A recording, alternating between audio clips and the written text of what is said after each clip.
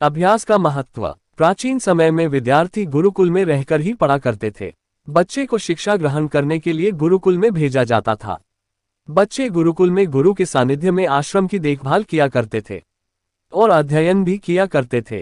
वरदराज को भी सभी की तरह गुरुकुल भेज दिया गया। वहां आश्रम में अपने साथियों के साथ घुलने मिलने लगा, लेकिन वह पढ़ने में बहुत ही कमजोर था। गुरुजी की कोई भी बात उसके बहुत कम समझ में आती थी। इस कारण सभी के बीच वह उपहास का कारण बनता है। उसके सारे साथी अगली कक्षा में चले गए, लेकिन वो आगे नहीं बढ़ पाया।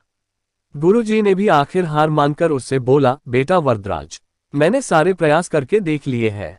अब यही उचित होगा कि तुम यहाँ अपना समय बर्बाद मत करो। अपने घर चले जाओ और घरवालों की काम में मदद करो। वरदराज ने भी सोचा कि शायद विद्या मेरी किस्मत में नहीं है, और भारी मन से गुरुकुल से घर के लिए निकल गया। दोपहर का समय था। रास्ते में उसे प्यास लगने लगी।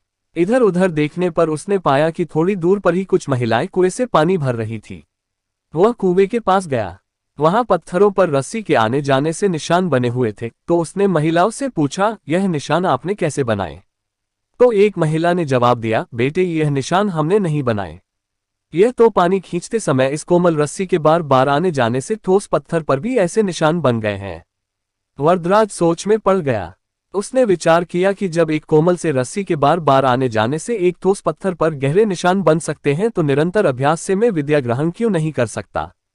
वरदराज ढेर सारे उत्साह के साथ वापस गुरुकुल आया और अथक कड़ी मेहनत की। गुरुजी ने भी खुश होकर भरपूर सहयोग किया। कुछ ही सालों बाद यही मंदबुद्धि बालक वरदराज आगे चलकर संस्कृत व्याकरण का महान विद्वान बना, जिसने लघु सिद्धांत कौमुदी, मध्य सिद्धांत कौमुदी, सार सिद्धांत कौमुदी, गीर्वाण पद्मंजरी की रचना की। शिक्षा मॉरल। दोस्तों, अभ्यास की शक्ति का तो कहना ही क्या है। यह आपके हर सपने को पूरा करेगी।